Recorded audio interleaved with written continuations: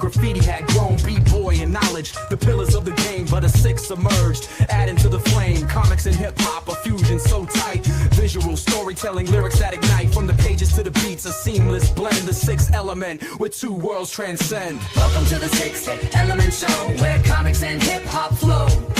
Reno and Stu guiding the way, bringing you the culture every day. Welcome to the Sixth Element Show, where comics and hip-hop flow. Reno and Stu.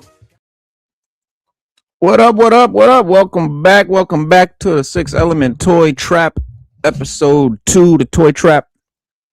Gotta be special, man, because tonight we finally crack open one of the most talked about indie fantasy figures in the game right now. And listen, it came out like a year ago. Okay, so this is not like a big, it's not like a toy review or anything like that. We know we've seen this figure, but we're gonna talk about this shit because it's my first. This is my first Savage Crucible. You know what I'm saying? The first one that we, Stu and Reno, the Plastic Crack Fiends, will be reviewing on this channel. And not the last, definitely not the last. We got Mythic Legions, we got Savage Crucible, all coming down the road. Stu Dog, what's happening, Captain? What's going on with you? Paul Morales, salute. Corey, I just salute. Oh shit, I can't hear you, bro. Not much. Sure. Now let's get on to this plastic crack. Yes, sir. Plastic crack it is. But yeah, man, I mean, plastic crack is that thing that we are all hooked on and that we all are addicted to. And honestly, man, this is the dopest figure that I have ever owned. I haven't busted out the box yet but I already know because we've, like I said, we've already seen the reviews and all that. But I wanted to talk about a little bit, like I want to find out if this figure is really built like that, because we've seen the photos, we've seen the pictures, we've seen the promo shots, and a lot of collectors online asking us, especially in our community, in the hip hop community, in the Hasbro collector space, because this is all Hasbro, everything back here Hasbro, pretty much everything Stu got that you can't see right now. See, if Stu turned his camera around, it'll look just like this. But for some reason we can't get him to put it behind him. I don't know. But we collect Hasbro. We collect Hasbro, mostly comic book characters and stuff like that. So this is new, the fantasy figure realm, you know what I mean? But it's highly detailed, highly articulated, highly you know what I'm saying, painted beautifully and all that good stuff. So but this is not, I mean, this is an instant legendary shelf piece right here. This is a piece. And this is, you know what I'm saying, or is it just another case of toy collectors getting hypnotized by the beautiful photography and the nostalgia bait? Because y'all know how it goes on the toy trap, right? Sometimes plastic can be calling, and you know what I'm saying, tonight that call got chains attached to it.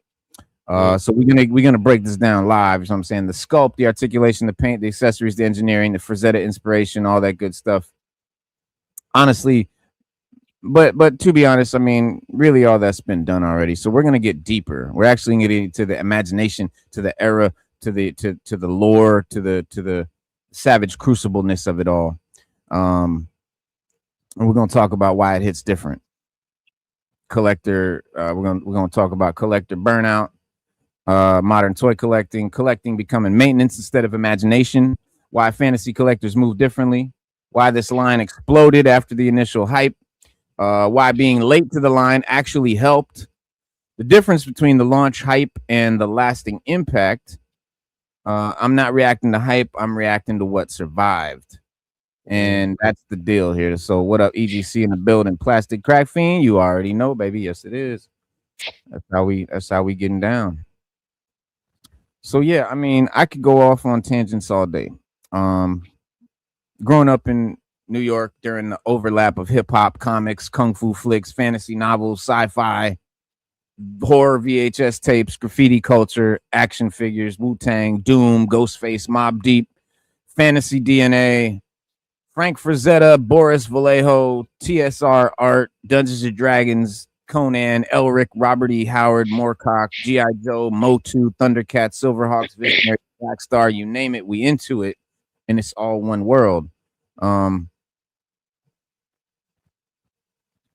I've been thinking about imagination versus nostalgia lately, and I think part of the reason that Savage Crucible hit people the way it did is because it arrived during a time when a lot of collectors were starting to quietly burn out without admitting it to themselves yet, but it was happening, and not necessarily from quitting the hobby, but feeling disconnected from it. And I know I you know what I'm saying? Like at first it was you were getting all these vibes, but it just kind of, you'd still buy figures, you'd still keep up with your pre-orders, you still watch reviews, you still complain about the prices and the delays and the gummy weapons and the missing accessories, but something about the excitement sort of, and correct me if I'm wrong, started feeling mechanical. You know, collecting started feeling like maintenance. New pre-order, new wave, new price increase. Gotta get this one, gotta get that one. Oh, sucks. That figure sucks, but I gotta get it. You know, that kind of shit. New slightly altered version of the same body mold. You know what I mean? Exclusive wave, repaint wave, anniversary wave, build a figure version, da da da da da da. Everything became optimized, focused, tested, streamlined, somehow less alive in the process. And even premium collecting started feeling sterile sometimes, right? So-called Mafex, Mezco, none of these, they're not touching, bro. The stuff we're getting from Savage and Mythic Legions and Medi Toys, which we're gonna look at tonight too. Don't let me forget. Is it's on another plane, bro. Because Stu, we talked about it all the time, right? We buy these because of the nostalgia, because of the characters that we know and love. You know, if you start giving me G.I. Joe classified figures that don't really look like the G.I. Joe characters I know, I start to become less interested. That's how we rolled. That's how we got down over here on Sixth Element. But I think that is all changing now. That is all changing now, bro. I am enlightened. And plus, a lot of collectors are just asking for something different, something better, something that they can collect that they're pleased with. Because I'm gonna be honest with you, most collectors are nerd nitpickers, and they're gonna nerd nitpick it down to the wire. So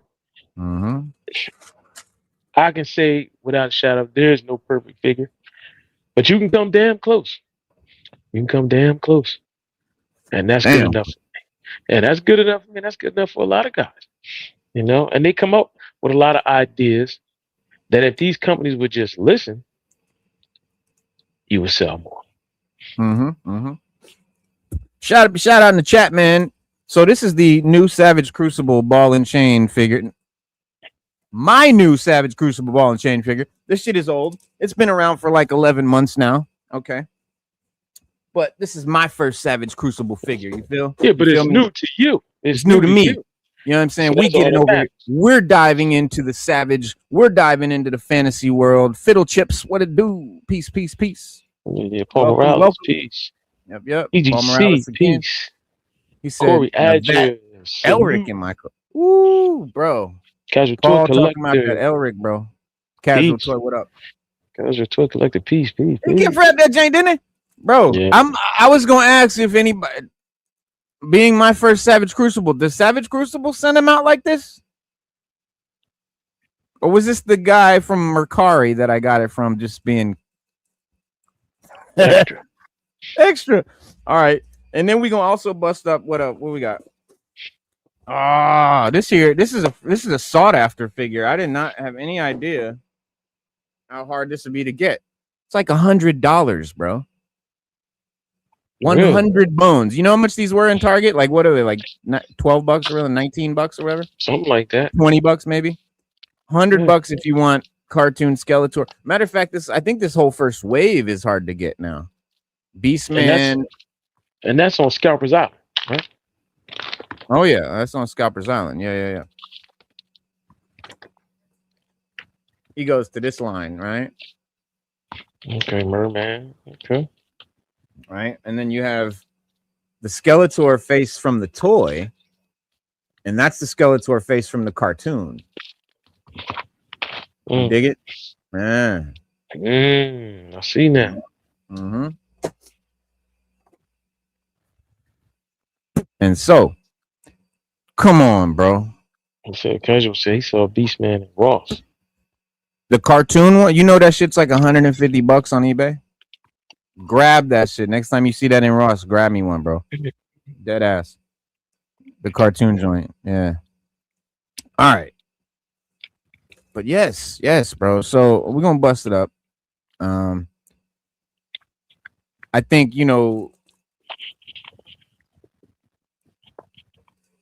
technically premium collecting figures,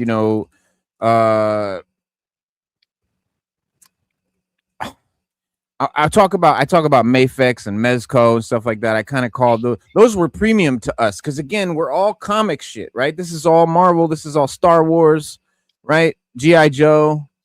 And so premium in those categories is what? Is Mezco, Mafex, who else? Yamaguchi, whatever. Yamaguchi, The Japanese.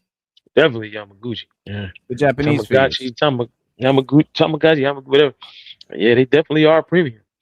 They about $100 plus. Bro.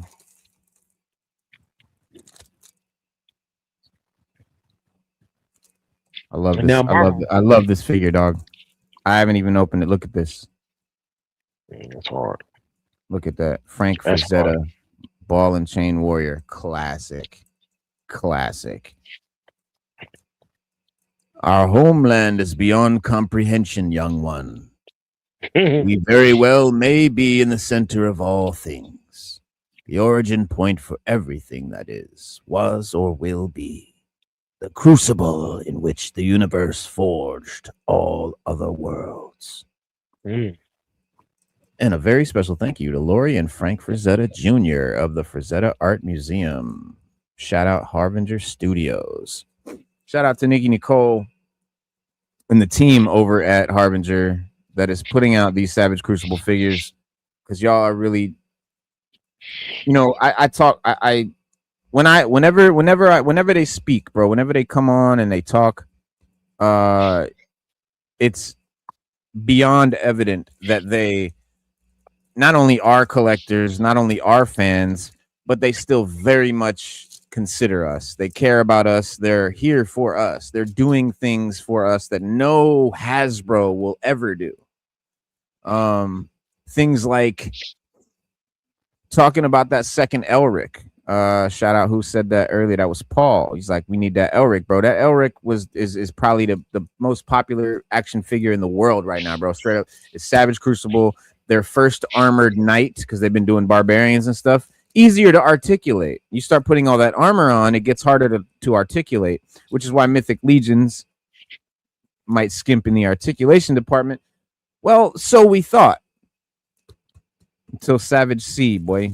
Until Savage Crucible showed us Elric and how it could be. And it's so popular, sold out immediately. They're re-releasing it. They're re-releasing it next month. So you heard it here, June 5th at 9 p.m. It's going to drop. Why 9 p.m., not 9 a.m.? Why not 1 in the afternoon like Hasbro fucks us over with when we all have to like sneak to the bathroom at our job to fucking pre-order shit or something? No, Savage said they chose a time that they felt all over the world. They literally looked around the time zones and chose a time where they felt nobody would be at work and people would be, majority wise, and people would be able to get at the figure. Like that's the type of consideration that you just won't get. It's consideration. It's simple consideration. It's smart. It's good marketing. Mm-hmm. They want $14.99 for Beastman. I think it's the same one. It can't be, bro. It cannot be. If it is, bro, please get it. But yeah. All right. Without further ado, let's get into it. Dun, dun, dun. Dun dun dun. So yes, I mean, like, and the weird thing is, most of us didn't realize the problem that we were going through was, wasn't that we outgrew toys, right? That's men never outgrow toys. What they do is they graduate to buying more expensive toys, right? So if you're really rich, you buy cars and yachts and shit. If you're a blue collar working guy, you buy premium action figures, if that's your bag. But honestly, the problem was that a lot of toy companies stopped feeding imagination, and they just started feeding completionism, and it became a task. It became, work almost. It was very annoying, trying to keep up with pre-orders, trying to fight bots to get figures that are, being scalped. All right, so you got the zip lock, you got the zip tie, you bust it open, and you see what do you got?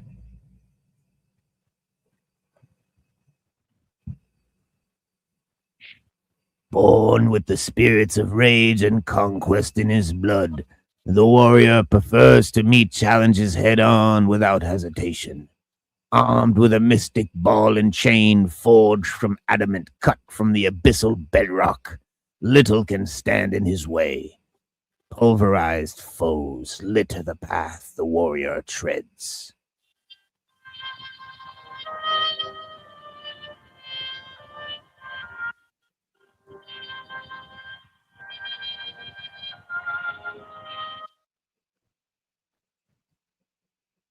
And yes, this is my first Savage Crucible. Oh, you run the cherry.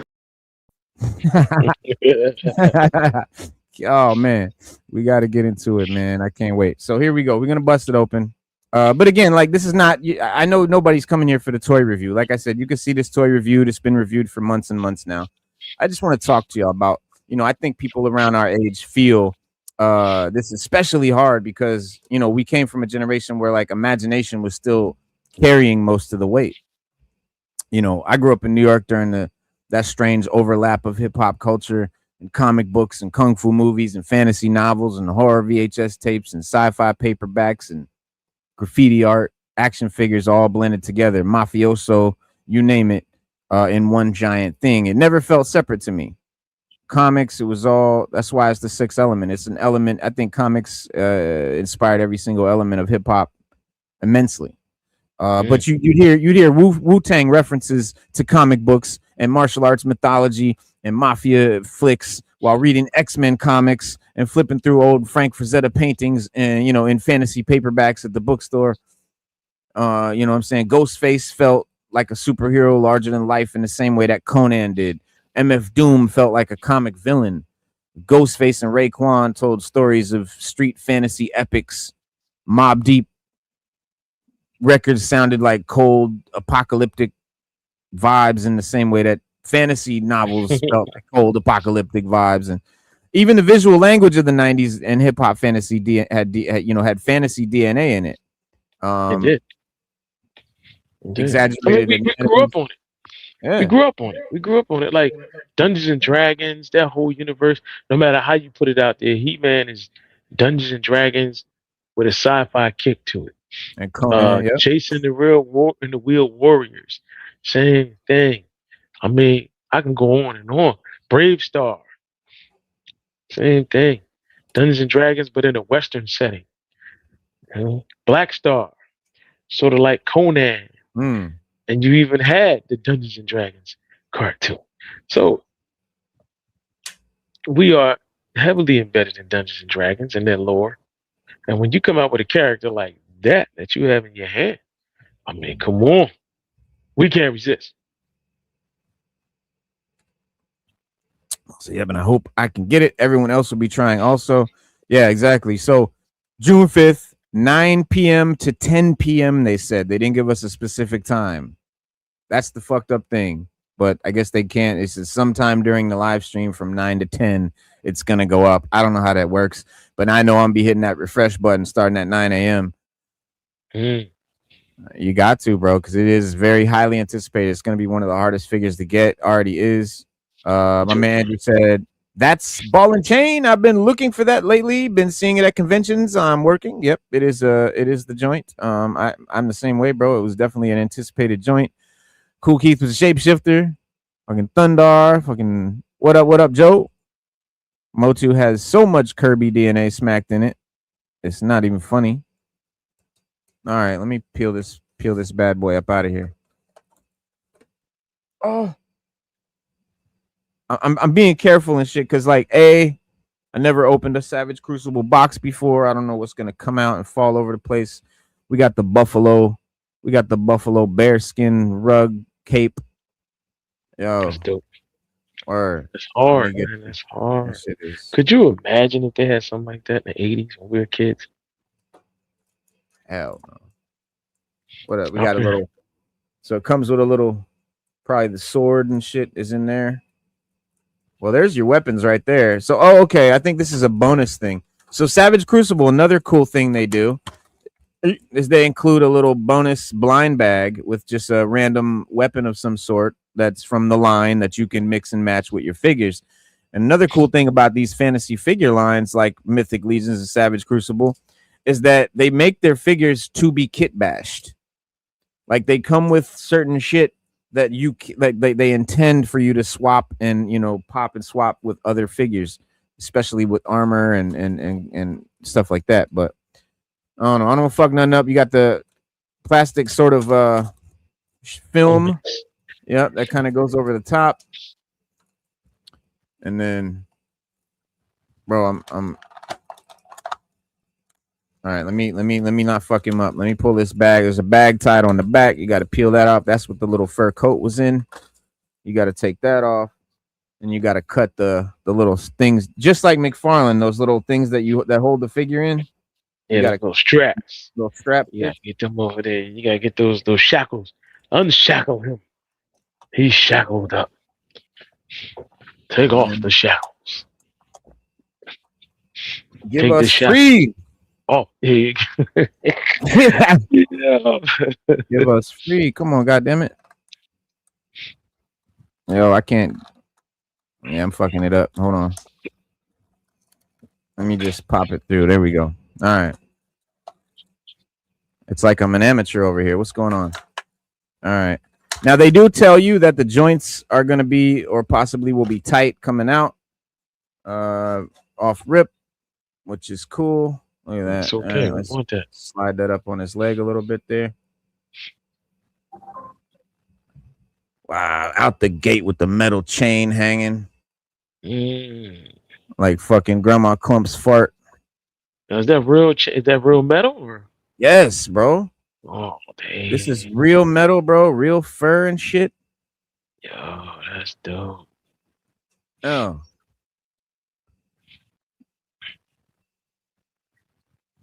Sculpting is crazy. So these flaps right here, that's how you hook the cape thing on. Yeah. Okay. Yeah, but he's got full range of motion, which again, guys, I'm not really here to do a full up. This is how he bends and shit because they've done that already, and I know we're not, we're late to the party on this one. I'm not trying to front like we're doing a fucking toy review right here, but man, I do want to introduce those who don't know to Savage C. Bro. Coming from a guy who's only fucked with Hasbro, pretty much. And this is my first, what do you call it? Premium figure. Now, what do they go for price-wise?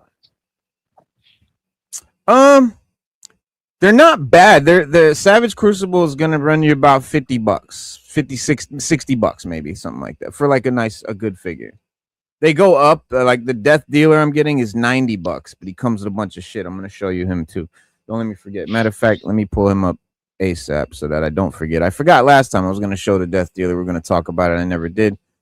But it's a very impressive figure, and you can get them at Big Bad Toy Store as well. But you can go on SavageCrucible.com And I guess that's where we'll go here real quick, and I'll show you. A bong. Business nung. Now this is just next level, dog. Hold on. Let me get it up. Let me get it up. Be patient with me. Give me 2 seconds. Ah.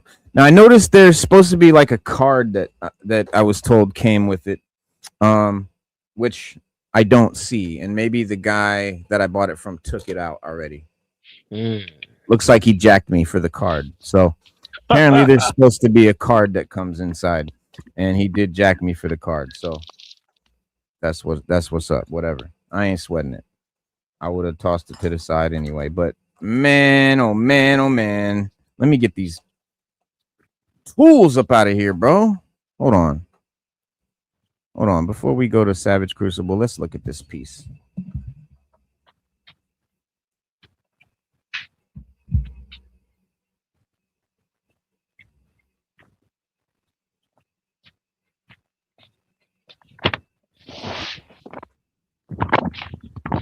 He could have gave you the card. But then again, maybe he wanted just to collect the card. He didn't want the figure. Right.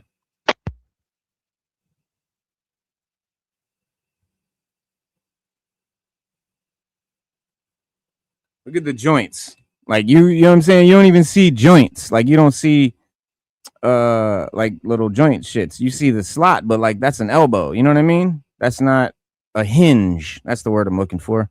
You don't see hinges on the joints. You just straight up see the elbow. That's dope. That is dope. You got veins popping out. My camera's being an asshole. I just really, I mean, you know what? You got to make it. That, and once you get him set up, that is a really, really, really detailed, dope figure. There's a little tiny elastic band right here that's super duper small, and you got to fit that onto this thing here, this clip. So that's gonna take a second. Oh, they kind of lift up. So these clips, these clips, they kind of lifts up, so you can fit the rubber band in there. But it is worth the wait because you got wire in this thing, dude. I'll tell you what, if I put that cape on, it ain't coming off ever. Oh hell no, no, that ain't never coming off. Once I put it on there, it ain't coming off. That's a wrap. You got look at the tone of the horns goes from like the paint app. It's like black tip.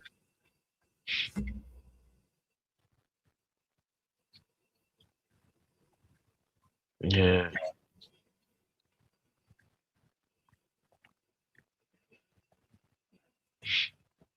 But yeah,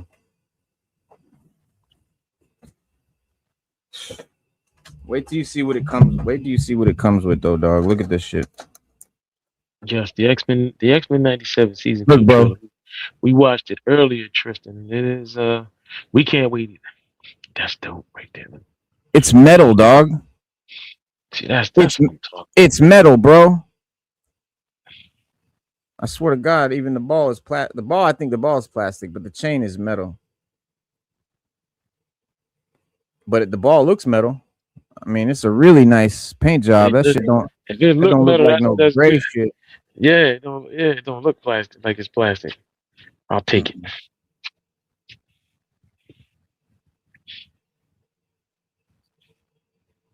Yeah, there you go. And then he comes with the he's got 4 hands.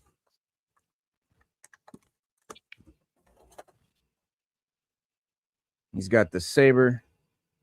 It goes in his sheath, which hangs behind him. That's cool as shit how it hangs too. The saber's dope. It's got like chips in the metal. I mean, it's all about the lore. That's the crazy thing, man. I mean, you know, that's what I think Savage Crucible really shines in.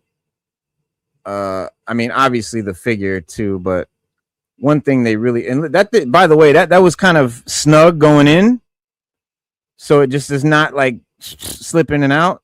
It went in very snug, very nice quality. Let's see if these leg. I hate these leg things. They slip down a lot, but let's see. I think Savage. Yeah, if you just put it up over the thigh, it's not gonna ever slip down. All right, and then he's got his little dagger. Dagger's great. It's got a Roman sort of Spartan vibe to it. Mm. There you go. Look at that. I mean, it looks like metal, bro, and leather. Super duper premium paint apps, washes. And then last but definitely not least is this crazy shield.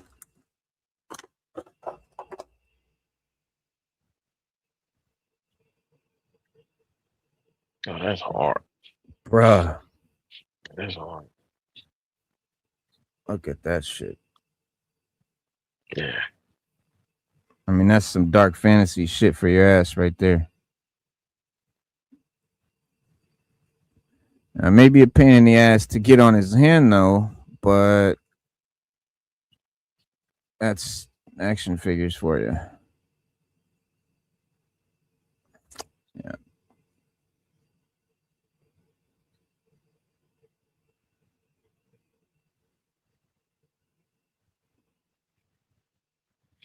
Is it hard to get the shield on there or no? Or it's just So the shield goes over his hand like that, and then you would just put his fingers on that. Which no, it won't be hard.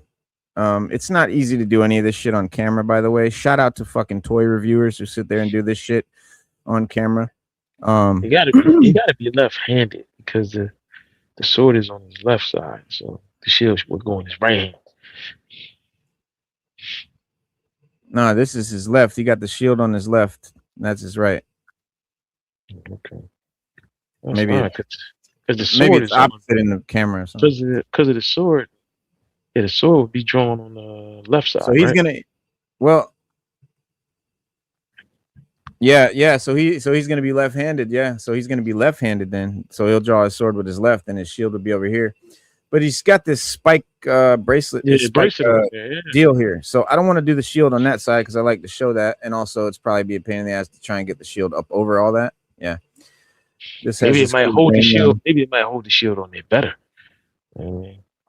It holds it really well. I'm not saying it doesn't hold it well. I'm just saying it's hard to do on camera. Like it's hard to do from behind. Like if I sit here and go like this and get this shit popping and give me like fucking 2 minutes, I'll have this shit looking dope as fuck. But y'all be sitting there bored while I sit here and be just like yeah. Casual says he has one. Casual, which one you got? Those are my fingers. There we go. Mystic. Oh, he says yeah. So Casual says he has Mythic Legions. Mythic Legions are dope too. They're kind of the competition right now. Mythic Legions, I say, are the kind of the boss, the king right now in the fantasy figure realm. Savage Crucible are the new guys coming through, really showing them how to do it. To be honest, Mythic Legions has hundreds of figures. I mean, they've been around a while. I mean, they're way more established, but they still haven't learned the articulation is important. You know.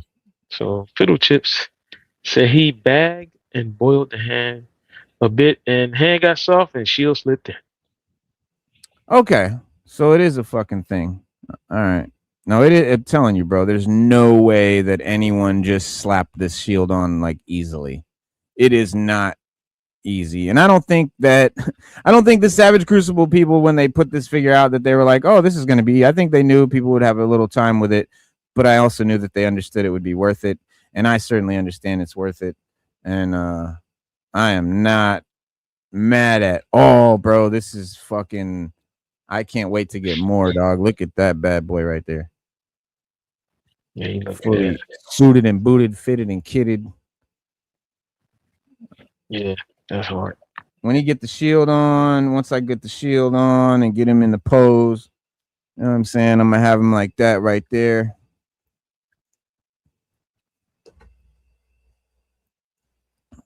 Plenty of snakes over here, Cass. And Cass said he hates snakes, but he likes snake-like figures. He likes snake characters, but he hates snakes. Plenty of snakes over here, Kaz. I like snake guy characters, but hate real life snakes. So they have a duo. He has the reddish colored snake guy. Okay. Yeah, Savage Crucible definitely has some dope figures, some dope characters. And that's another thing. So ball and chain guy, Frank Frazetta inspiration.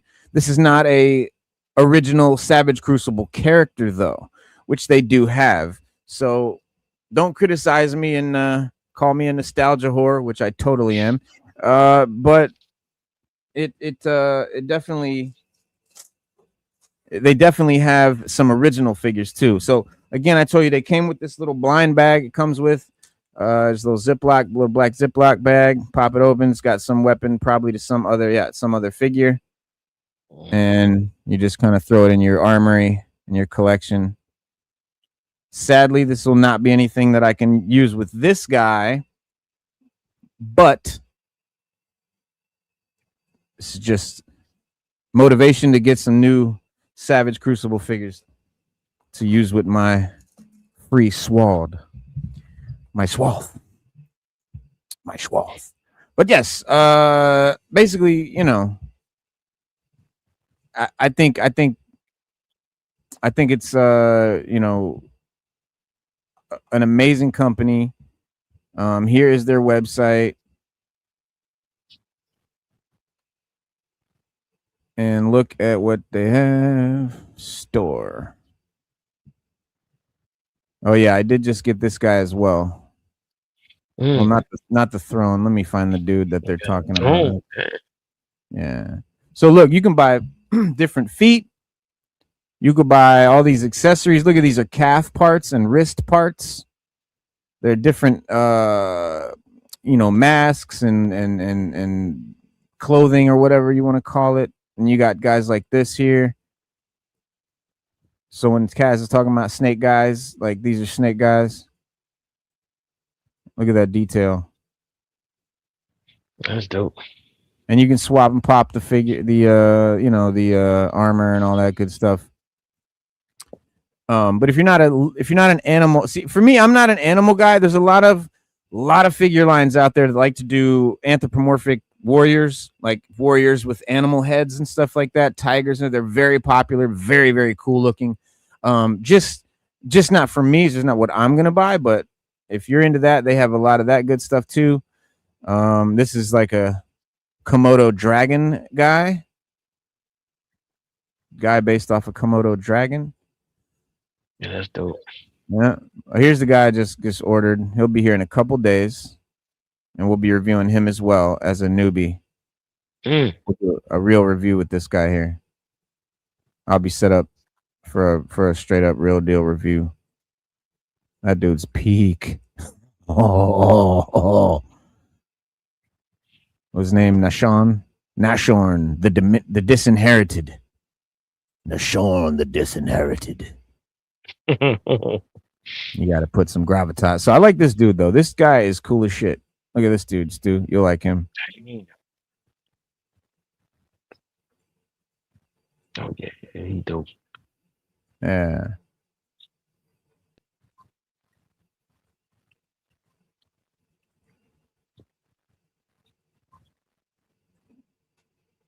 Velociraptor dude. Here's one of their. Oh, so they're putting him back out. So he just came out. You can still get him on Big Bad Toy Store. This guy here. Yeah, he's definitely dope.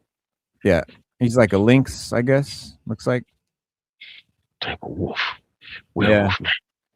Man. Yeah, they do. Well, they have a werewolf. So here's Elric. This is the popular figure in the world right now. Get out. Elric of Melniboné. Yeah. Look at that. I wonder why. Damn. Little runes and shit. Look at his little potion, his little drugs. Yeah, runes in the Stormbringer. He got his magic potions. Magic potions on him. Yeah. He's like a drug addict in the novel. He's like addicted like Venom, like Bane. Like he's got to stay on the poison, on the potion, or he goes into withdrawals and shit and gets weak and shit. And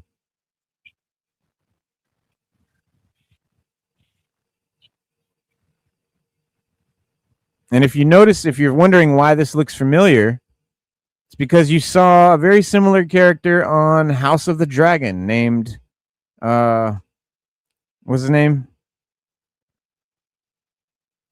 Daemon Targaryen. The Targaryens are based on this guy. The Targaryens, period. The Dragon Caves, the Dragon Lords, all that shit you saw George R. R. Martin did in Game of Thrones, got it all from Michael Moorcock's Elric of Melniboné. Every bit of it. Everything is from Elric, bro. Every dark fantasy, Dungeons and Dragons, everything is from Elric. You think it's from Tolkien? They talk about Tolkien. Bro, fuck Tolkien. I'm sorry. But Tolkien he don't get no love. I'm sorry, but Tolkien, bro, is too soft, bro. Everything in Casual Tolkien is kids. about flowers and fucking Frodos and frolicking Shire folk. Like, it's all happy endings and shit. Michael Moorcock, the writer that wrote Elric, wrote real dark fantasy, bro. No happy endings, no fucking... I'll go off on a tangent. Let me stop, because Elric is that dude, bro. That Moorcock is that dude. I need more cock. Oh! All right, look at this guy. He's cool, too. Jaeger. The Jaeger bomb. Look at Jaeger bomb. He's like a werewolf man, too. And he got a patch on his eyes. Yeah. Right? Yeah, he's dope. Fucking hood and shit. Look at that. Ooh. Yeah, that's dope. $50.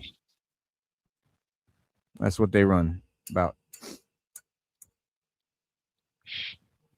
Okay, but Savage Now, Crucible. could you imagine if they had a cartoon? Go with it. I was Or a TV just show. gonna say they got graphic novel, and they build the lore, and that's so important, bro. Like that right there. Look at this guy. Here's the next guy I want. Well, I wanted this guy, and I wanted Ball and Chain Warrior. I thought I wanted this guy more, which I don't know, but I really do want this guy too. Oh, wow, he's got a unhelmeted head that you can put on. That's pretty dope. Ball and Chain Warrior just has a helmeted head only. That hurts. He only has one head.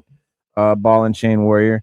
But the thing with Ball and Chain Warrior, guys, don't hold that against this figure, because this is based on a Frank Frazetta painting. It's not meant to be popped and swapped with parts. It's not meant to have a head swap. It's meant to be a very specific look, so it has very limited, look capabilities, but that's intentional. Okay, so here is basically the Ball and Chain Warrior if he was a Savage Crucible character. Okay, it's Krieger the Shunned. Yeah. It's dope.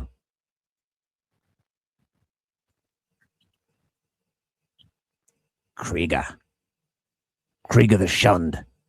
Now you might be like, hey, these are all sold out. Well, like I said, man, go to Big Bad Toy Store. A lot of these are on there. Here's their He-Man. They call him Who-Man. Bro, they have a Masters of the Universe line. I forgot. They have it's not a line, but like how this is called Who-Man. It's a play on He-Man. They have a figure that's a play on some of the villains from He-Man too. Like they have a Beastman. Yeah, they have a Beastman guy. They got Skeletor? I don't know.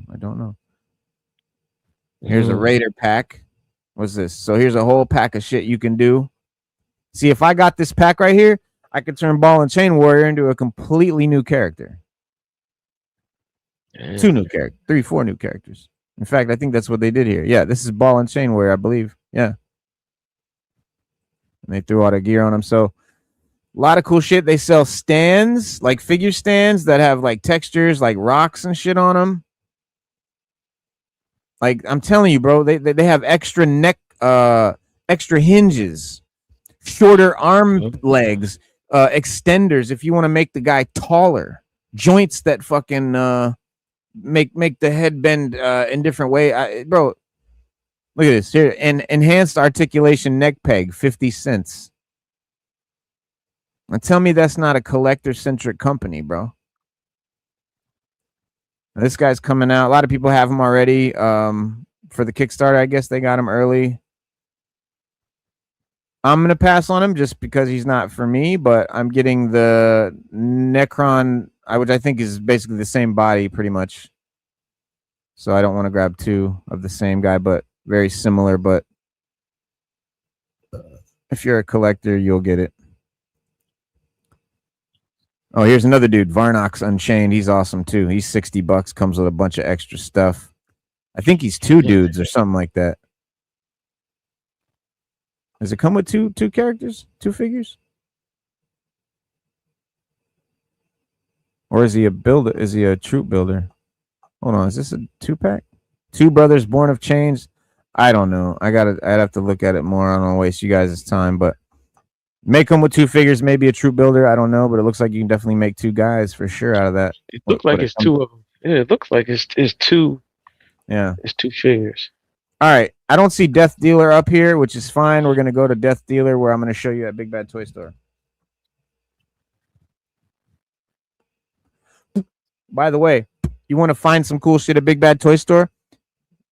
Just type it in Bing or Google and look at the stuff that pops up here. Here's a figure obscura, Anubis, which I absolutely want to get. Anubis is the god in Egypt with the dog head. You know, takes Anubis you to the world. He's king of the underworld. Yeah, Like that. He's not king of it, but he kind of helps. Yeah, he's the he's like Hades. Yeah, sort of, kind of. Oh wow, bro! Let me stop. See, this is what happens with plastic crack, guys. We are fiends to the core, bro. $350. What are we getting here? What is this? What is this? 112 figure? 1. I'm stunned. That's pretty badass. It's like the OG Turtles. But they have a set just like it for like $40. And it's just as satisfying. But if you're a Super Duper Turtles fan, you're gonna need that joint. All right, let's go here. Let me show you some fly shit. Let me blow your wig off. And we're not just gonna look at Savage Crucible. I'm gonna blow your wig back. Check it out. But they have more shit on here than the Savage Crucible website. So, because they've got stuff from previous waves, and I think, and future waves. Look at this guy coming out, bro. Who's he remind you of? Baldur's Gate. Baron Zemo. No, I'm just kidding. Okay, Baron Zemo. I was thinking Mind Flayer from Dungeons and Dragons. Yeah, see that. So Mind Flayer is the Mind Flayer. That's who he's based on, anyway. Yeah. So a lot of they do stuff based on like Dungeons and Dragons characters. They have ones that are like kind of mock of Dungeons and Dragons. Here he is. Here he is. Here he is, y'all. Oh, look at him. Stu. Yeah, he is dope. Another Frank Frazetta classic painting. Oh my god. Look at the chainmail skirt made of real metal rings. Yeah, that's dope, bro. That's hella dope. It's got a chainmail skirt, bro. Now he comes with, he doesn't come with, but you can buy his horse, because if you know the painting, he's atop a steed. Look what he comes with, bro. Damn, he comes with all of that? Yeah. Wow. It's got two different head sculpts. You got this head sculpt with the horns that come down like that, and the mask like that. And then you got this head sculpt with the horns are more kind of coming out of the side with like that chainmail on the mask. And this one has the solid mask with the big tusks. It's got the side horns. Depends on the Death Dealer you want. And he's got all that shit there. Whole armor set. Ah. Savage C. I wonder if they didn't put the actual painting on here. Oh man, look at that.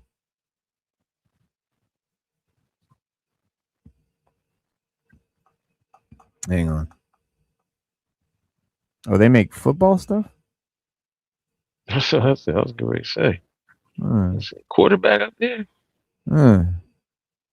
Like, this is what sold it for me. That's Ball and Chain Warrior. That's dope. Yeah, they got his arm in the They shield. They got got his, his hand in the shield. Yeah. they got his hand in the shield there. And he got a little throne. That. Yeah.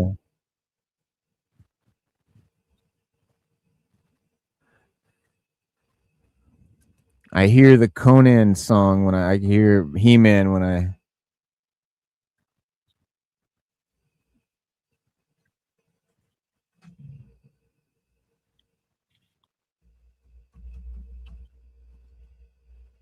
Now I'm gonna really fuck your head up. I'm gonna really fuck your head up.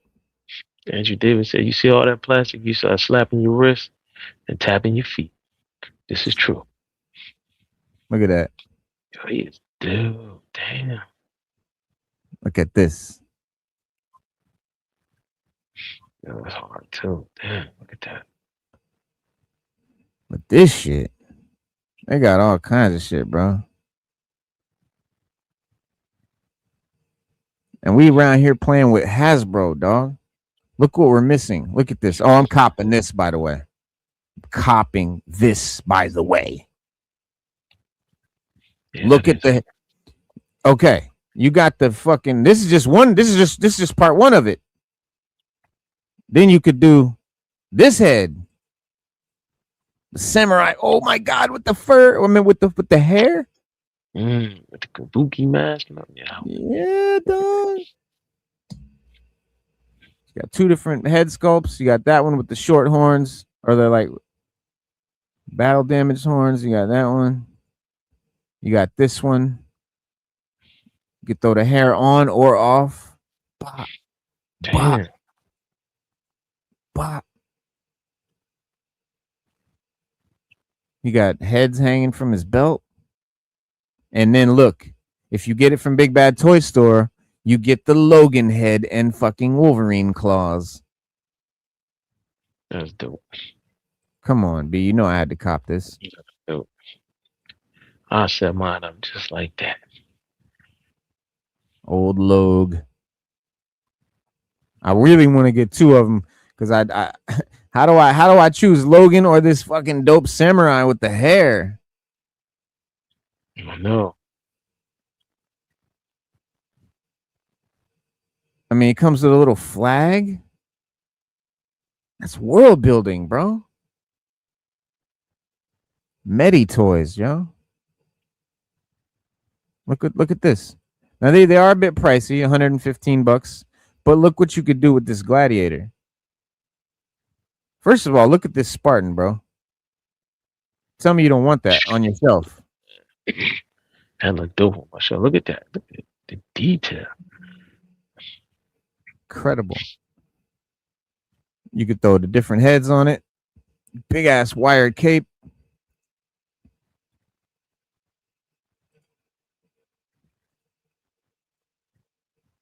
This is Sparta. Look at this dude. Look at this dude he's squaring up with. What? Yo, that is dope. You can see they put a lot of thought into this, man, when they made this line. And you can see like the detail, the attention to detail that they paid to. I mean, that's worth $114, without a shadow of doubt. Yeah, like when I see, and here's the thing, when I look at a Hot Toys, like that's cool, but I don't know, it doesn't do it for me like this does. This blows me. This just. I don't know what to say, bro. I'm about to like go cancel all my Hasbro shit, my pre-orders. Like I'm saving my money for this shit, dog. Like I feel like I'm wasting money. You know what they got? You know what they got? Let me show you. Let's look at this. Let's look at this for 1 second. $60. And I could get good old that. You know what I'm saying? Like what am I doing? So And listen, I mean, it's a pretty cool thing. But who needs? I don't know. It's almost worth it for this thing. This thing is pretty sick. Yeah, That's thing is actually a sick. really dope Yeah, thing. That's a really nice thing. that's the best Oh one I've wow. seen it put out. Yeah. Yeah. Yeah. It's Future Foundation too, which is Jonathan Hickman. So already like I definitely have to cop this 4-pack, but two packs is what they're doing to us. It's fucked up. But these lines that were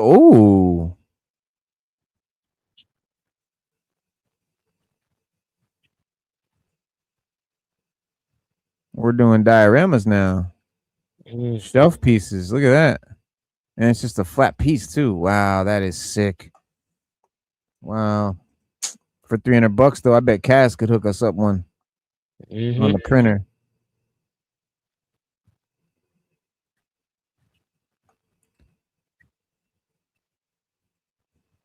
So there's another one too.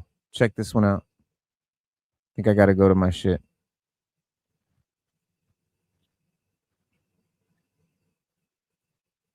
Here's your Mythic Legions joint. Look what I'm copping.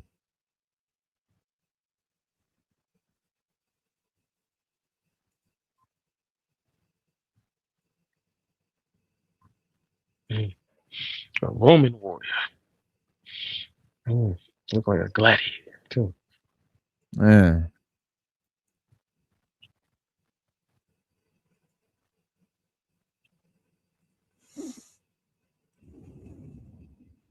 Then you got Operation Monster Forces out here doing premium shit for the same price as a, classified, which they're on the level. I'm not gonna say they're like Savage Crucible, Mythic Legions, Medi Toys above classified, but they're definitely competing and like very well. This dude's sick. Red Demon, 13 Ghosts. Damn, man, he Yeah, is sick. Yeah. yeah. But what am I going for here? Oh, look at this shit, though. $60. It comes with that dragon. It's a separate little piece. Chains, cloth, wire, crazy detail.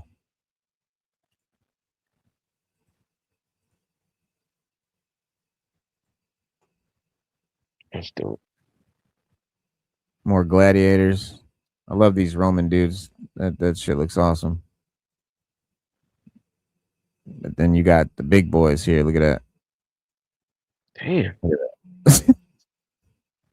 Damn. Mm. All metal chains and rings.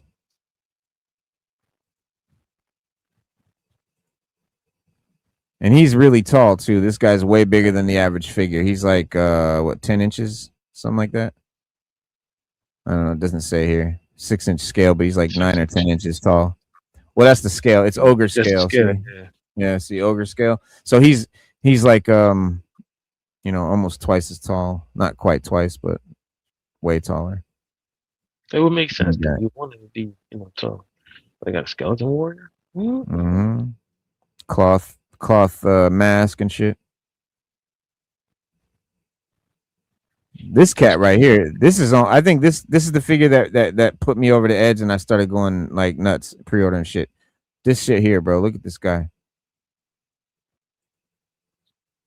And then you see how he's got the mohawk Sparta head. Yeah. Or you can pop a tail on and this head and make a whole new figure. Damn. Yo, that is dope. Yeah. They got regular goblins and shit. Look at that dude. Look, he's got loin cloth, leather straps, and all kinds of shit. Now this is Mythic Legions, not Savage Crucible. Got the knight. They've been hard at work. Oh yeah, bro.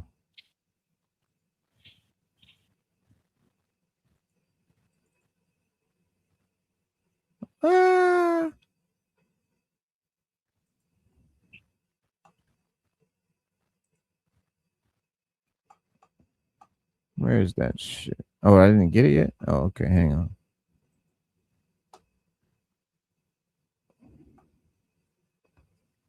Look at this dude here. Yeah, they dope. If you wanted to build a whole Dungeons and Dragons little world, there's no excuse. You got it. They done did it. Yeah, look at that. Look at that. The scorpion guy. He's like a scorpion. Look at his back. He got a scorpion shit. Mm.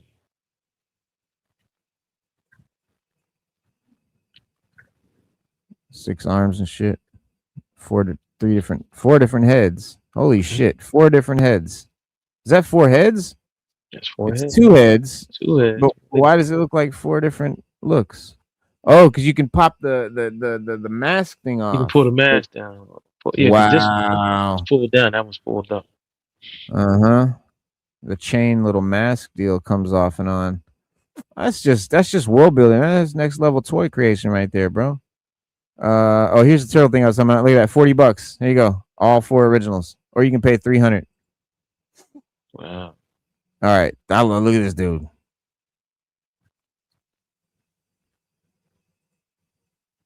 Damn. You got cloth. You got detail.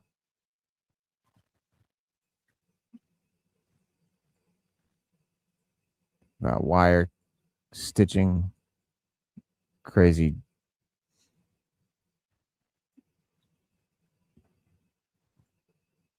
That's the fire dude. Then you can cop the ice dude. I found this dude.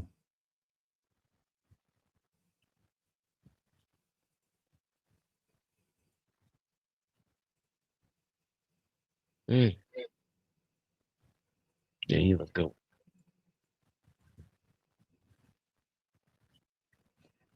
But you get this head. You can grab this separate thing that you can get. See the dreads? The wire thing? I'm gonna throw that head on the ice guy. Damn, so you could just order straight up extra heads. Yeah, bro. It's all about world building and shit. I see. I ain't know NECA did a merciless Ming. I was getting ready to say, you know, like Ming the Merciless. Yeah, him and Flash there. Yeah, like a Flash. Yeah. Yeah, got a cop. Yo, peace to the chat, man. I'm sorry, guys. I can't like field both the thing and the chat, so I'm not ignoring you guys. But Ohio said too cool. Let's see here, Forge Bearing. He said Monster Force is all dope. What is the equivalent of meat sweats when you see? Yes. Start slapping your wrist. Start getting that itch, bruh. That plastic crack fiend itch. Yes, Anubis did judge the souls of the dead. He was protector of graves. He calling me, man. I just got to go to it.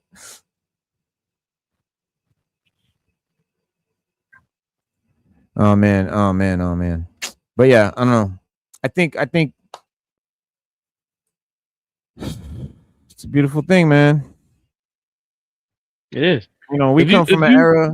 If you wanted to build a whole Dungeons and Dragons lore world, there you go. You got it right there. Oh, yeah, it's people who already got hundreds of figures. They got hundreds of these figures. Yeah. Man. There's no limitation. And figures perfectly. Like I said, figures look good. The articulation is there. The quality is there. The quality is top notch. I mean, they're not cheaply made or built. Right? It's worth it. It's worth the money. And if you're into it, you can really get into it. Yes.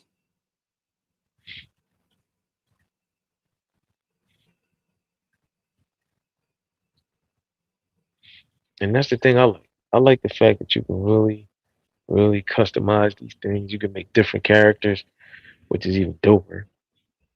They got heads, they got armor, they got weapons, they got head packs. That's crazy that they got head packs. Yeah, they got feet packs. They got calf packs and thigh packs and wrist packs. All kind of body part packs. Yeah, man. I mean, but you know, we come from an era, bro, where you know we mix and match shit. Like we had our Thundercats and Silverhawks and Black Star and Monstar and GI Joe and GI Joe fighting monsters and from other toy lines. You know what I'm saying, pretending that you know a He-Man figure is a giant for the GI Joes, whatever. You know what I'm saying. The bedroom became this whole continent of in our heads. You know what I'm saying. Couch cushions became mountains. Blankets became wastelands. A flashlight under the bed was a forbidden cave. Cardboard boxes became temples and fortresses. Broken weapons from one toy line suddenly belonged to another character entirely. The shards of Narsil, you know. Your imagination did more work than the companies themselves. You know, we were world building even before we knew what the term was. And back then the toys themselves, I think, were only half the experience. You know, the rest of it came from your imagination, and it's just a different era, bro. We grew up playing. We grew up playing this. we grew up, yeah, imagining. We called the play generation. We played, Yeah. and that went Toy along companies, with. they didn't. No, What's that? they. No, I said that went a long way with our development. You know, it's to have a playful childhood is a positive thing. To be able to imagine and play, and even as a kid, play by yourself. Like that's a what you call it? That's a blessing in itself. See that Mhm. Transformers and robots, many great figures. Remember when National Class was peak? Yeah, I remember that. Yeah. Mhm. Figures Yeah. missing limbs. And even Yeah, when a missing figure missed a limbs. limb, we still made something out of it. Made up lore to it. Yeah, You know what I mean? Made up lore to it. You ever say you see a figure with a sword and some weird armor, and suddenly he had an entire mythology in your head. All the toy company had to do was write a little thing on the back of the card, not much. And we did the rest, the whole lore, and you know what I'm saying? Sometimes better than enough, sometimes better than them. And honestly, I think that's the real thing that a lot of people our age miss. Um, Not the toys themselves, the imagination, the feeling of autumn. Hang on, let me switch the thing. Like the infinite, the fantasy of discovering instead of being delivered and given fed to you. You know what I'm saying? Before every property needed a streaming universe and 10 lore videos to explain itself, but before everything became over explained and algorithmically polished. Back then fantasy was dangerous. You found it in weird places like dusty old bookstores and comic shops, VHS little video stores, airbrushed van art type shit, heavy metal album covers, bootleg posters, old role playing game manuals, spinner racks full of strange magazines that your parents probably didn't want you reading yet. Your Fangorias, and you piece together these worlds together yourself through these fragments and these images and this atmosphere and this mood. And that's why Frank Frazetta, mattered so much and still matters, not because he painted cool barbarians. Frazetta practically defined what modern they look like, fantasy imagery. Yeah. what it Yeah. looks like. Yeah. Yeah, Yeah. Before people knew the names of Robert E. Howard or Michael Moorcock, sometimes they knew the feeling because of a Frank Frazetta painting, like that, the shadows, the muscles, the violence, the loneliness, the bleakness that he captured, the sense that every image was capturing the middle of some larger mythological event that we could only imagine, and it was just a snippet, a turn. And his paintings, they didn't really feel like illustrations. They were like ancient artifacts recovered from a fucking pyramid wall or some shit from another civilization. You know what I'm saying? Every image looked like it belonged to a larger world that you were only catching a glimpse of. That's what made it so. Look at that. it's dope. Like, what's going on? There's no story here. But you can make. Yeah, there's nothing to be. There's nothing told here. It's just in your head. You're like, oh, he's fighting an ogre or an orc or something, but there's no ogre. There's no orc. We don't know what's going on, but like you get it though. You know, he's painting that atmosphere, not just the characters. Right. The you know what I'm saying, you could just look at the cover of some of these novels and just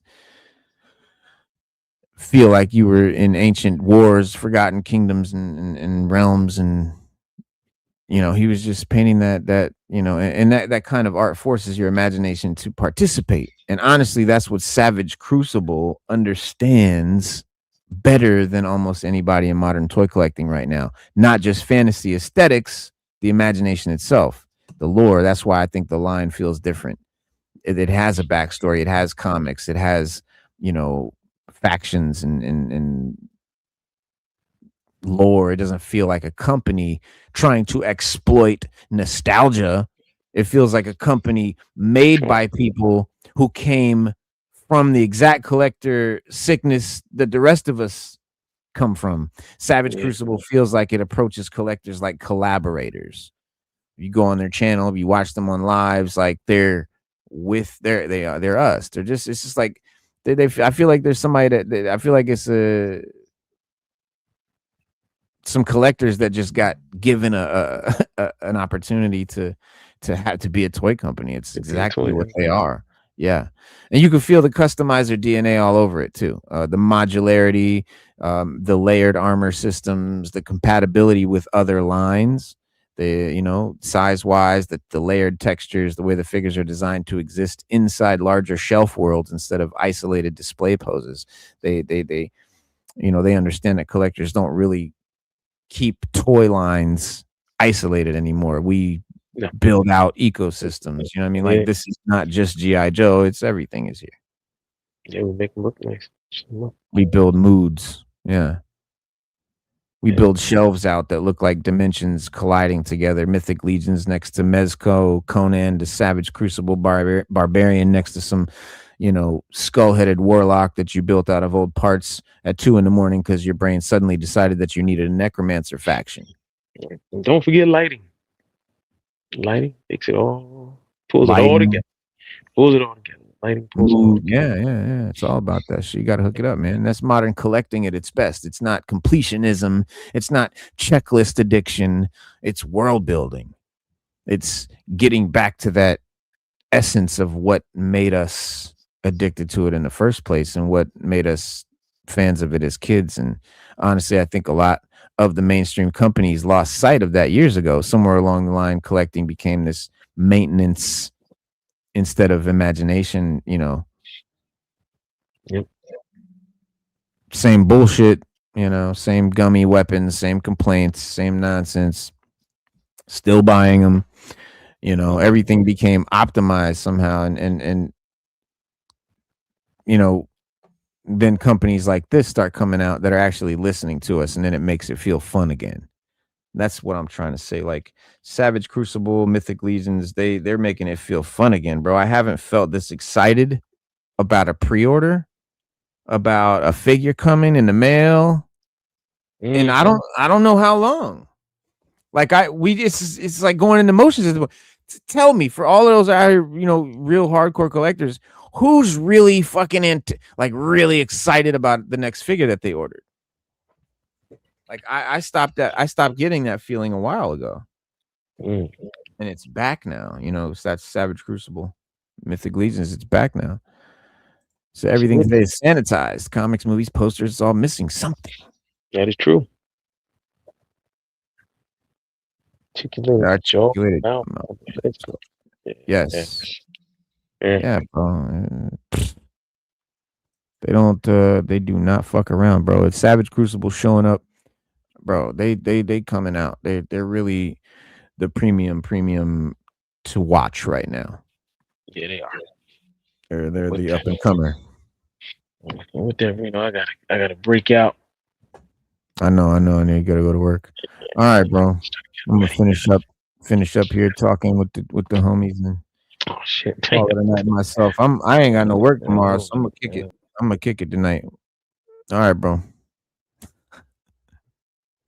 Kaz, man, what up, man? We going to the after party after this. But yeah, man, you know, Savage Crucible definitely has a finger on the pulse. I like it, Fiddle Chips. Exactly that. Stu Dog, what up? Yo, I hit the button by mistake. Damn, Oh, I was trying to sign out. I was, I went to go hit it for the chat. Enjoy this. I hit the did it again. You did it again.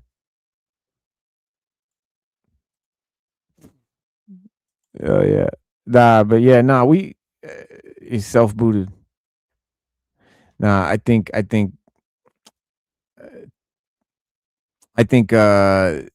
you know, premium collecting, just collecting overall, just kind of it became sterile. It became kind of a going through the motions thing.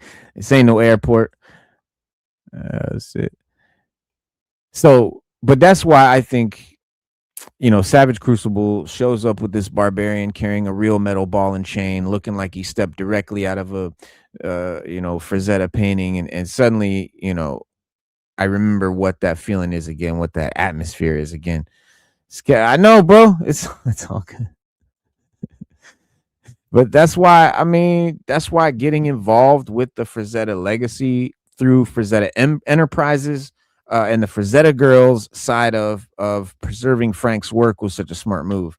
And you know, Savage Crucible getting involved, and it wasn't random licensing, it was recognition, right? Harbinger Studios basically saying, we know who this audience is, and understanding exactly that, you know, fantasy collectors emotionally connect to Frazetta the same way that hip hop heads emotionally connect to classic album covers. Frazetta is that foundational imagery. It really, you know, even people who never read Conan or Elric still absorbed his influence indirectly because modern fantasy visuals practically descend from him.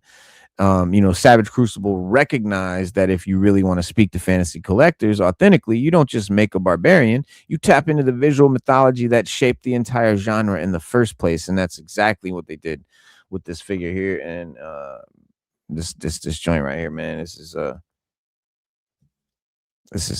peak. This is peak. And yes, I'm late, right? I know everybody had this shit a year ago. It's not about that. Because I did wait.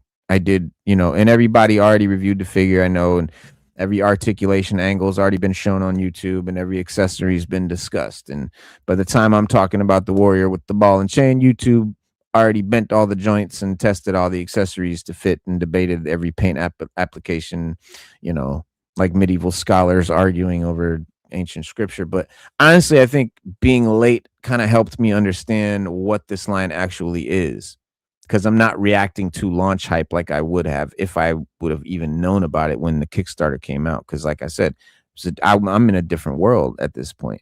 So coming into it now, I'm reacting to what survived after the hype faded.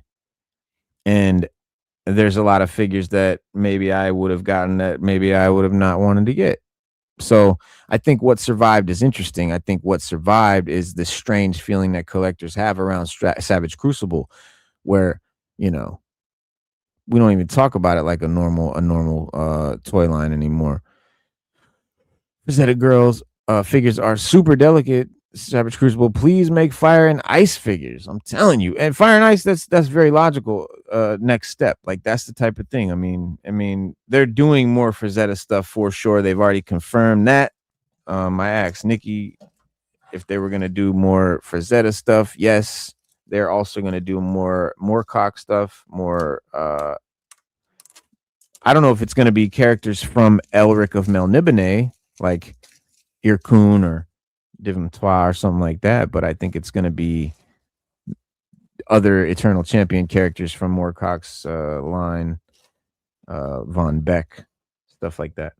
But I can't wait, whatever it's going to be. Joe Prime said I'm excited about a lot of figures I have coming out on the bot side.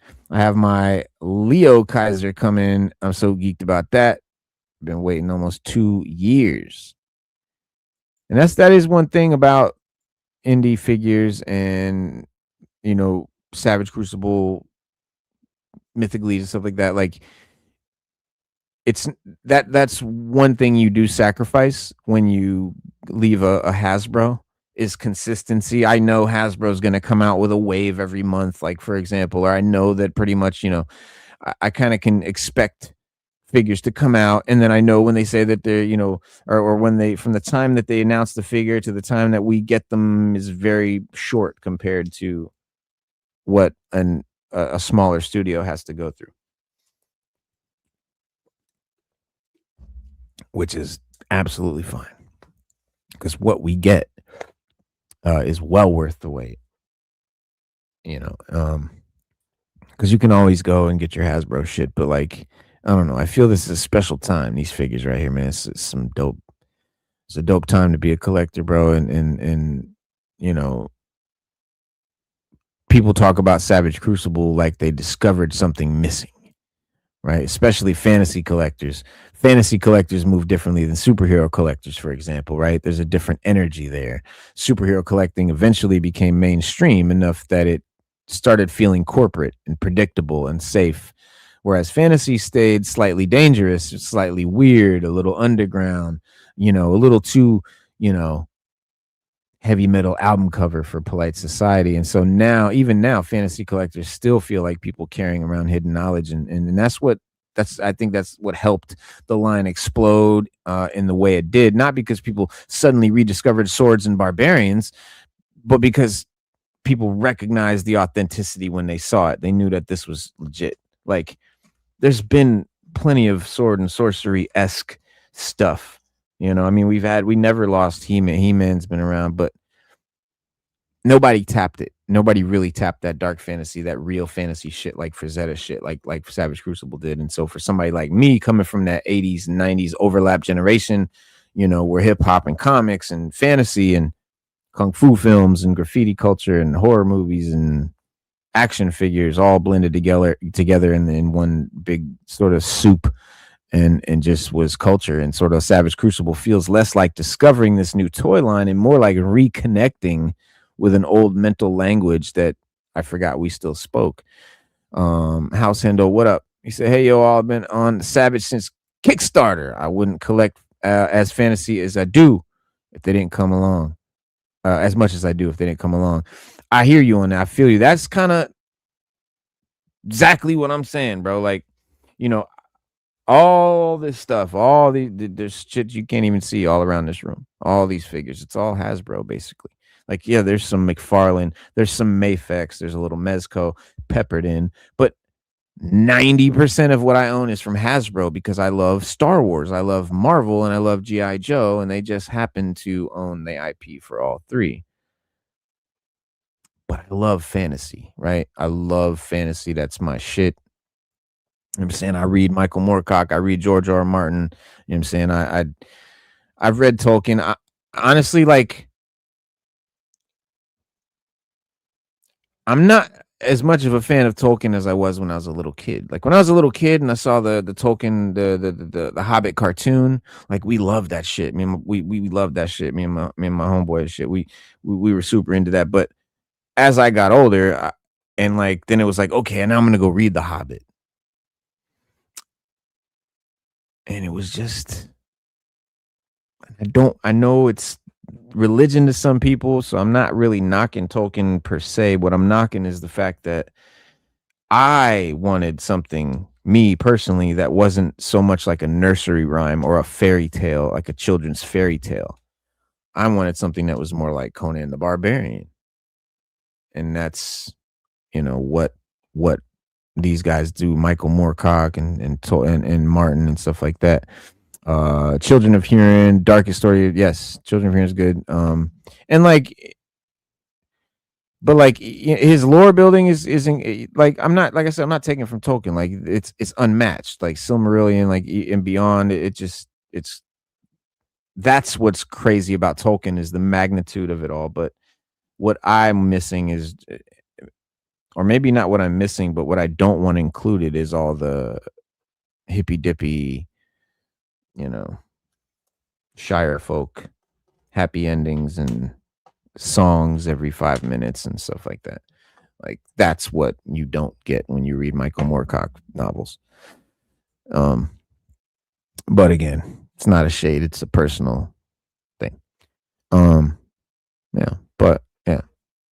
Cuz I'm not sitting here thinking about plastic engineering, you know what I'm saying? I'm sitting here, I'm thinking about being 10 years old, staring at fantasy paperback covers, wondering what those worlds felt like. I'm thinking about old comic shops with dust on the shelves, late night cable fantasy movies that felt dangerous simply because they existed outside the clean, polished mainstream. You know, uh, I think about how much our imagination of our generation, had to develop because we didn't have giant cinematic universes, MCUs, and everything online spoon feeding us lore and everything else every 5 seconds. We just had fragments. You know what I'm saying? We just had a package, thing on the package or whatever. You know what I'm saying? And we built the rest. And honestly, the atmosphere is what Savage Crucible sells better than almost anybody in the industry right now. Not just figures, that atmosphere. I mean, when you get the box, like you just feel, you know what I mean? Like it's got the, cool lore on the back. It doesn't look, I mean, there's nothing, oh shit. There's nothing on here that looks like corporate, like a corporate box or anything. This just looks like a story. You know what I mean? It just, I don't know, bro. It's like, I'm super impressed. I'm super duper impressed and super excited, more than I've ever been in a long time, to get back into, or not back into, but to really anticipate a figure, man. Tony, what up, bro? Like I think it's been a while since I really anticipated a figure like that. Really, really, really anticipated a figure like that. Like I'm anticipating these Mythic Legions and Savage Crucible. So my favorite to read are Glenn Cook, The Black Company, and the Dread Empire books, and Stephen Diaz, Memory of Flames books. I will check those out. Sounds dope. Malaysian Empire. That sounds dope too. Yeah, man. All that shit is dope, bro. And it still aligns, with the culture too. And the funny part is, though, I almost avoided Savage Crucible completely because I know how the hobby works. Like I've been collecting too long. Like I know the symptoms. I know, I'll just buy one, turns into a shelf of barbarians and a PayPal account and crying in the corner in the shower. But, so I deliberately back ordered only one figure because I wanted to see if this line was really for me before going all in and, like a responsible plastic crack addict trying to microdose plastic crack. But once this thing kind of arrived, it's confirmation. Yeah, though, I'm all in. I am definitely all in, bro. Gonna be canceling like a few of these Hasbro orders, dog. Dead up. I'm aware of them. Hadn't had time to start the new series yet. Fiddle Chips. It sounds familiar. It sure does. It sure does. But yeah, I don't know, man. This does not feel like another product. It feels like somebody finally remembered what fantasy is supposed to feel like, It's not polished. It's not corporate. It's not overly explained. It's not, optimized for the algorithm. It's dangerous. It's ancient. It's mythic. It's a little excessive, a little dramatic, a little absurd, but sincere about it. The line never feels embarrassed by fantasy. It embraces the excess, the skulls and the chains and the fur and the swords and the darkness and the atmosphere. It really understands that fantasy works best when it fully commits, to the bit. You get them, like you can get them on Mercari or eBay. Obviously, are the most, like, I think, popular go-to places to get aftermarket figures.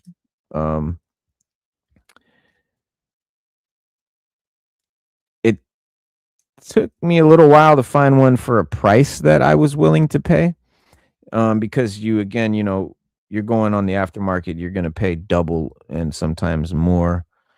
And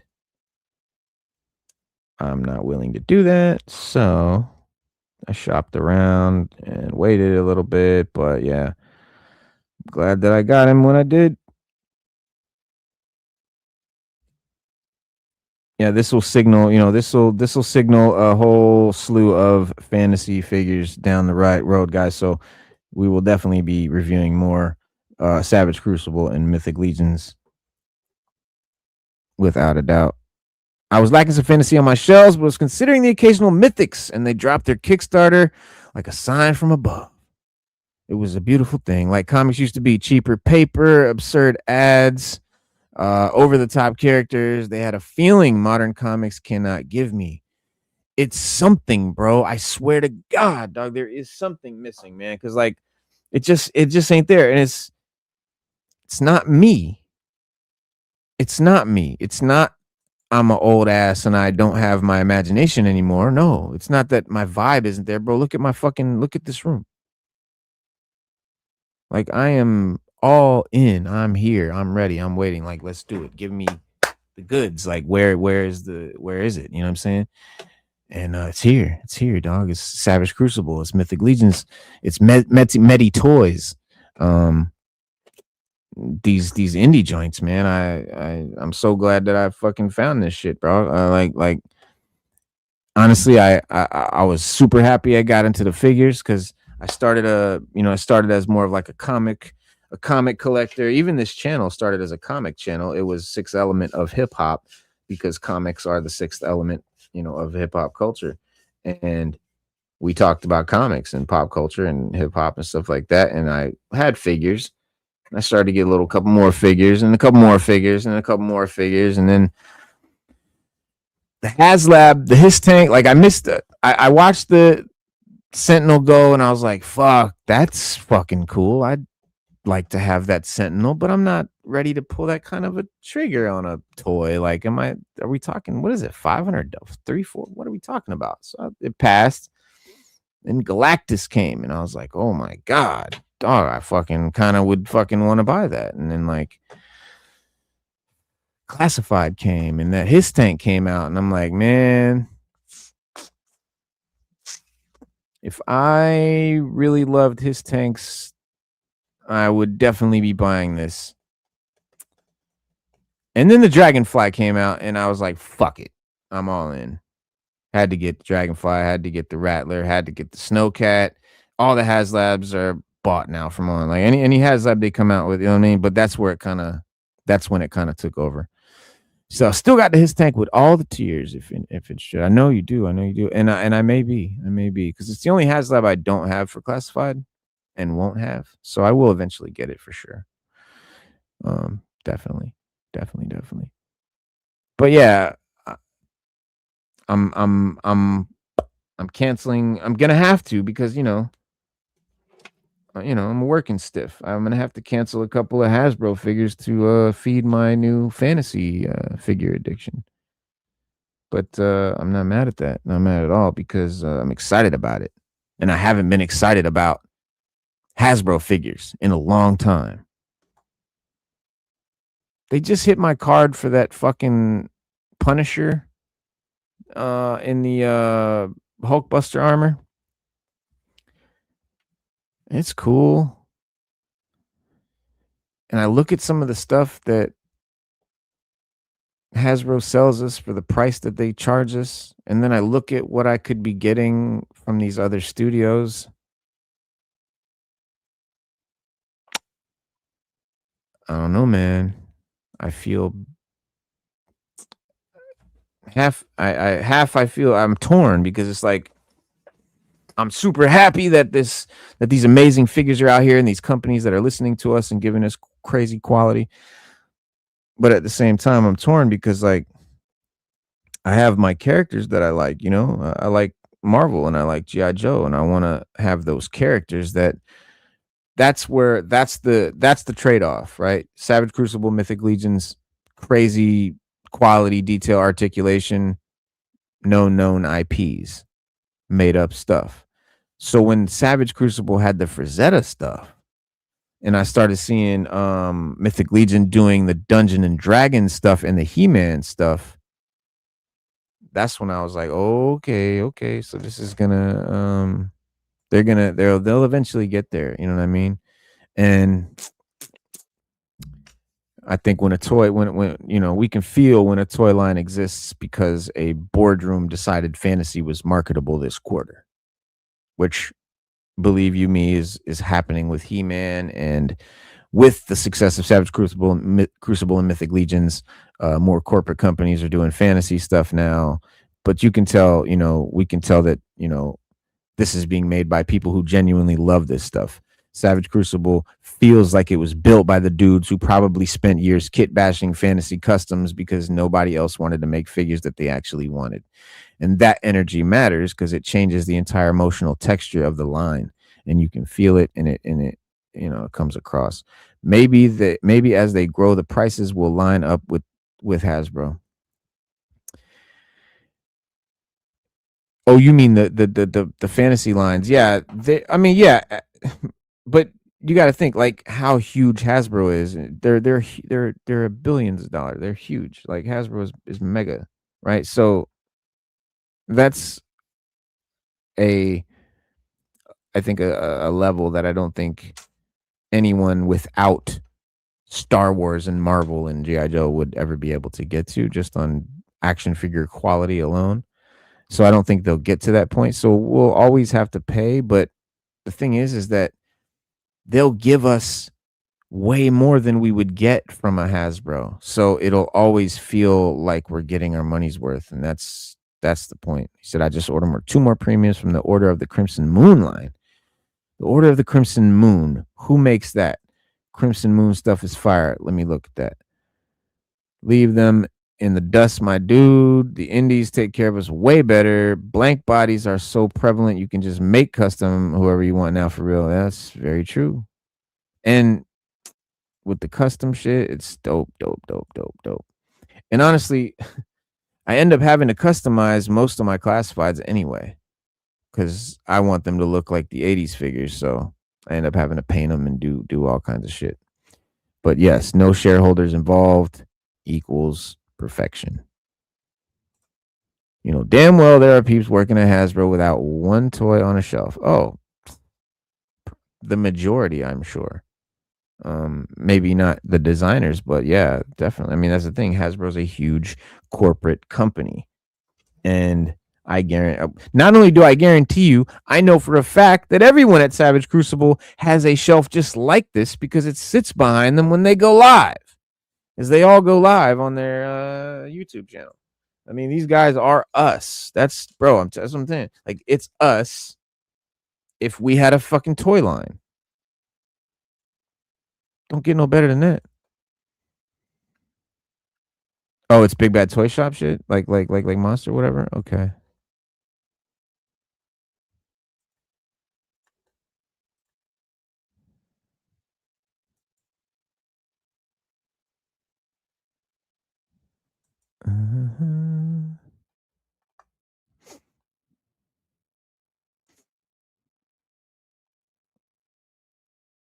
Madman. Monster Force. Crimson Moon. Oh, is this part of Monster Force? Oh yeah, okay. Oh yeah. Okay. I need this dude. They made a blue. Well, I mean, I'm not gonna worry about it because Crimson Cobra Commander's coming out. But yeah, they had the agent guy where he came with a blue head and he had a blue suit and tie. I was gonna grab two of those, put the hood on the hooded on my Cobra Commander body, and then take the Tomax and Zaymont heads and put them on the suit bodies and have two, you know, suit and tie fucking Tomax and Zaymonts. But they sold out after I procrastinated because I was still on the fence about these third-party figures, or, you know, whatever indie figures companies, but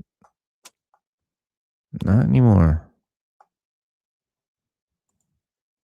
Think about the kit bashing you could do, man. And that's another thing. Like, you can look at a lot of these figures that they make, and you can tell they intended on, you know, people kit bashing and using this stuff with their G.I. Joe stuff. Like, there's no way they made this blue hooded dude and not, you know, knew that people were going to put it on their Cobra Commanders. Gridiron Warfare Skull Crushers.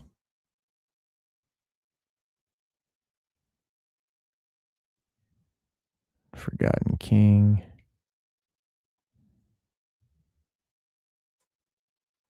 Man, I want to see this cops line expand. I will buy a fucking Buttons McBoom Boom and a Dr. Bad Vibes. I'd probably just buy those too. But that'd be cool.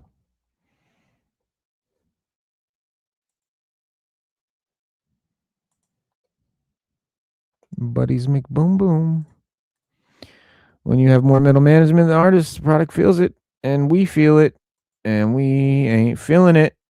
If I went to a design college instead of the Marines, I'd be doing the same shit these indie companies are doing. They're making with these a true passion for the art form and the collector. I mean, Bobby Vala and Savage Crucible, and just the list goes on of these guys that have been very successful. Like, they're not just dabbling or making a few figures. Like, I think Mythic Legions has like 300 figures, over 300 figures out right now. Think about it, 300 figures. Like, some guys have 300 Mythic Legions on their shelves right now, because some guys have every single Mythic Legion. Because they were in it from the jump. They knew it, they understood it from the gate. And they were probably at the level that I'm at back then. See, that's the thing.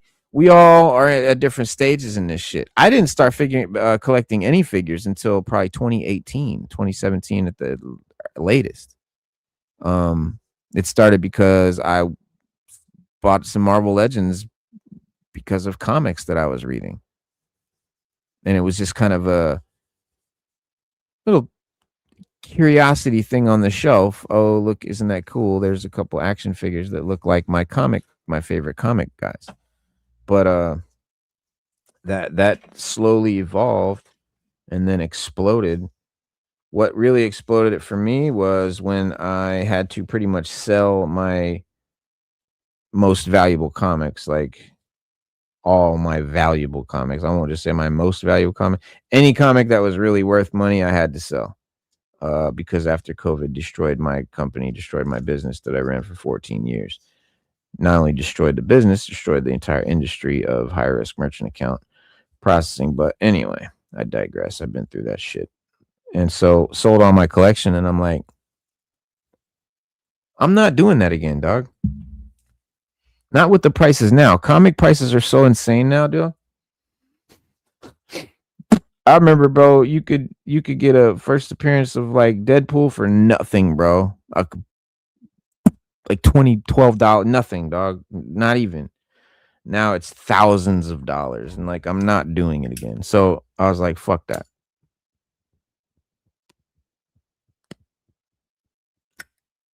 I'll get into these figures.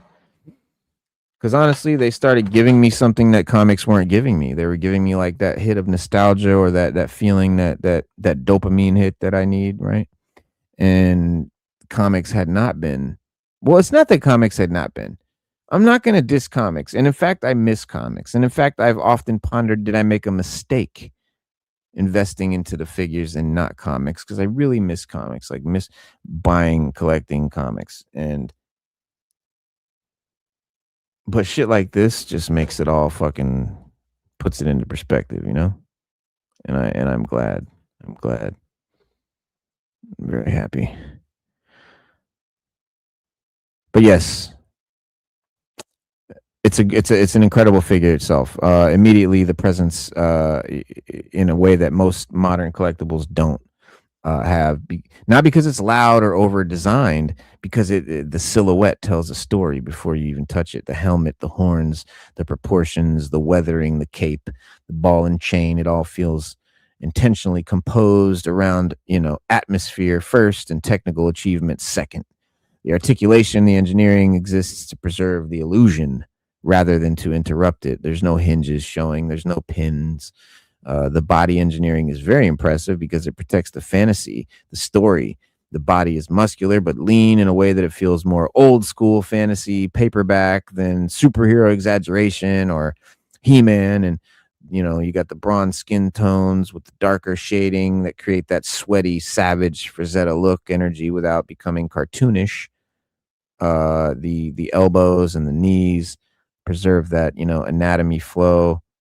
The overlay systems kind of hiding the articulation very intelligently, where it kind of just disappears inside the thigh. It's really, really genius. The neck articulation allows a lot. It's a really, I don't know, it's just a really interesting, I don't know, man. It's just different, dog. It's just better. It's just better. It feels more alive rather than mechanical. Even the weathering on the shield and the weapons and stuff like that feels less like paint applications and more like evidence of a real battle. It looks like real dents in metal. Like, that's not just painted scratches. Those are real scratches and real scars. And it just doesn't look like mold. And it's not that molded metallic bullshit. This is actual paint quality. And it's just shelf porn. And that's the magic trick, Savage Crucible understands that fantasy collectors don't just want objects. We want evidence of mythology. And honestly, once the toy line understands that imagination, and that level, I think that technical stuff almost becomes secondary and unimportant. But secondary, not unimportant, but secondary. The engineering matters, because it protects the illusion. The articulation matters because it preserves the storytelling. So it matters, but it's not the focus. And the textures, everything serves that larger emotional experience. And that's rare now. And so I think, and maybe that's why collectors become so emotionally attached to this line so quickly, because it doesn't feel like a corporation manufacturing a product. It feels like fellow addicts building a gateway back into the worlds that we used to live in our imagination when it came naturally. And I think maybe that's the real reason that this line exploded the way it did. Not because people wanted better fantasy figures or better plastic, because people wanted to feel that vibe again, that wonder again. I mean, it's dope. When I get back to collecting, it started Motu and Netflix Voltron. Voltron. Oh, peace, bro. Good stream. Fiddle Chips. Appreciate you, fam. I grabbed the occasional indie comic. They are doing some dope stuff in their own right, too. Yeah, indie still obviously is going to always be the better writing and stuff like that. And right now, mainstream comics, especially Marvel and stuff like that, it's suffering. You have the Ultimate Universe for Marvel that was really good. The Absolute Universe for DC, which is really good. But those are both alternate universes. The main universes of both Marvel and DC are just, they're MCU clones, man. And that's the thing. Like, Feige he's literally made comic writers kill characters or rewrite characters or write new story or change stories to fit what they're planning to do in the MCU. Wait, what? No, it's the other way around. You let the comic writers write the shit and then you follow. That's what Hollywood forgot, bro. It's, why do you think you made an Iron Man movie in the first place, or a Hulk or a Blade? Because they were popular comics, because the comics were written well. And then they want to go and change it. It's like, did you choose to make a movie about something that was already popular for a fucking reason, or what? But honestly, I think it's way, a lot of grown men collectors are emotionally reconnecting with this genre right now, the fantasy genre, with these figures, because fantasy allows that seriousness and that imagination to coexist. You can be grown man with bills and stress and responsibilities and real world problems and still look at a barbarian figure and feel something genuine. Not because you think the toy is real, because the imagination attached to it is real. The memories are real. The nostalgia, the creative spark is real. And that's what I think people outside the hobby, they don't get. They see us, they don't know, 40-year-old virgin. No, I get plenty of pussy. The toys themselves are only part of it. They're keys, physical reminders of imagination and states that we lost, that were somewhere, along the way. So I don't know, maybe it's the way Savage Crucible resonates so strongly right now, but it doesn't feel like a company exploiting nostalgia. It feels like a company restoring imagination, and there's a huge difference. And so with this ball and chain warrior figure, is technically a fantastic figure. The sculpting is excellent, as you know, and the weathering is excellent, as you know. The paint work and textures and proportions and articulation, the engineering, the cape system, the modularity, the compatibility, accessories, all of it's very strong. And you've been hearing about it for many months. I'm going to give you some new shit coming soon here, but I really want to talk more about Savage Crucible, fantasy figures, getting into this line, getting into this lane, from the Hasbro lane, I guess we'll call it, that kind of thing. The criticisms that people had are mostly fair about this figure, though. The shield, which is really the only criticism I heard, is a bit annoying to equip. That's pretty much it. The chain, I've heard suggestions of making that posable, because that kind of needs maybe a piece of wire, but you can thread a wire through it. But I don't know what they can do with chains to make them posable, but that would be a huge I guess thing that I've heard most reviewers talk about that, as far if you're going to look for any sort of complaint, I guess you could call it, alternate head. But I don't need any of that. Like, we don't need alternate heads. We don't need swapping on this. This is a specific character. Not only is it a specific character, it's literally from a painting. So literally, you can't do a head swap, because as soon as you do a head swap, it's no longer this painting. It's not a character. There's no name for this guy. Frazetta just painted this painting.